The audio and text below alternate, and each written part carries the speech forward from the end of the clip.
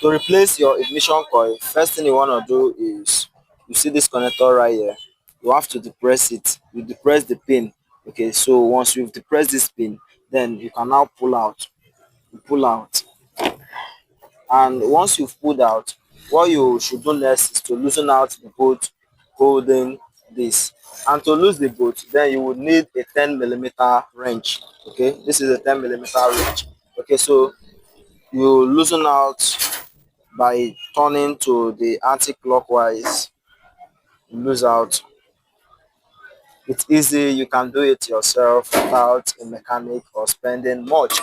Okay, so once you've removed the bolt, then you can now pull off, and the coil is finally out. So you can see that it has a cracked part. That is to tell you that it's bad, because it could be leaking current to the engine body. Okay, I mean the block, the top. So this is the new ignition coil that we would be installing. Okay, so this is it, and then you install the bolt, and then make sure you are turning to the clockwise, normal clockwise. You tighten back,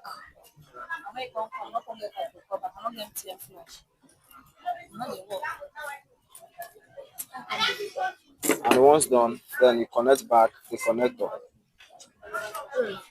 So you can see that we've replaced the bad ignition coil. So this is a simple way to replace your ignition coil if you want to replace that.